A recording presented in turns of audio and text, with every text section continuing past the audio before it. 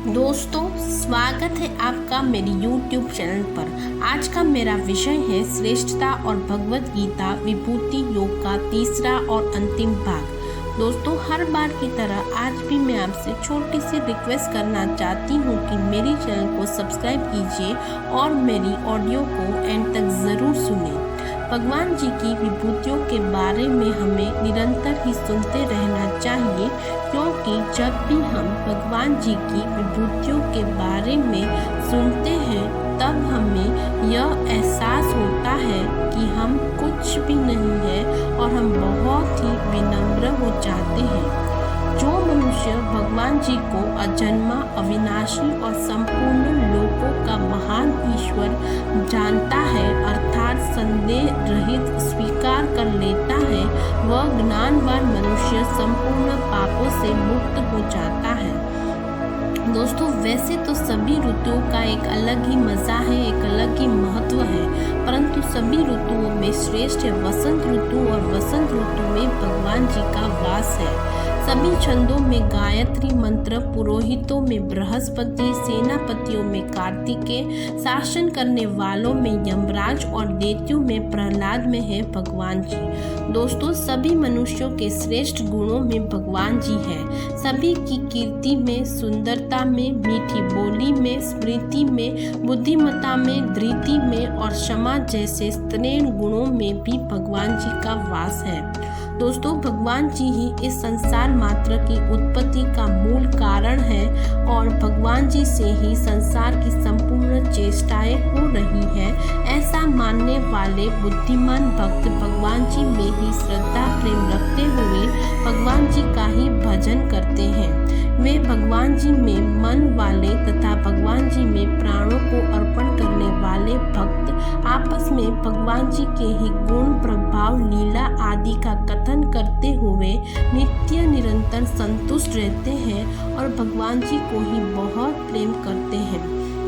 दोस्तों, ऐसा कहा जाता है कि हमें अच्छा सुनना चाहिए, अच्छा देखना चाहिए और अच्छे ही कर्म करने चाहिए, क्योंकि आप यदि अच्छे भाव रखेंगे तो अच्छी सम्मति में रहेंगे।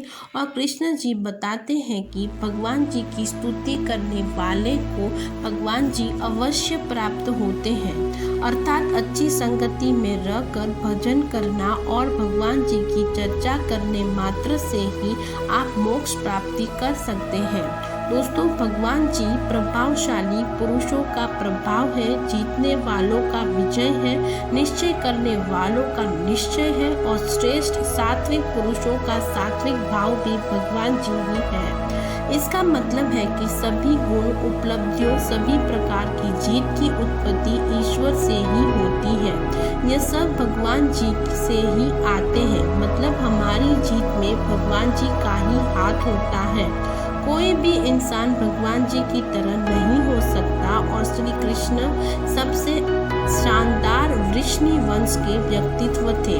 पांडवों में धनंजय, अर्जुन तो मुनियों में वेद व्यास और कवियों में शुक्राचार्य कवि भी भगवान जी ही है। दमन या पनिश करने वालों का दंड अर्थात दमन करने की शक्ति भगवान है, तो जीतने की इच्छा वालों की नीति में भगवान जी है और गुप्त रखने योग्य भावों का रक्षक मौन होता है और मौन में भगवान जी है और ज्ञानवानों का तत्व ज्ञान भगवान जी है। और अगर आप में कुछ श्रेष्ठ विशेषता है तो वो भी कृष्ण जी है।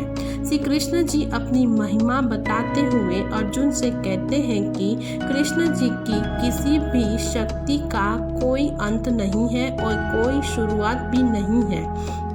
ये जितना भी हमने जाना है वो बस हमें समझने मात्र के लिए ही है। इसे आप उदाहरण समझकर भगवान की शक्ति को समझने का प्रयास कर सकते हैं। आप भी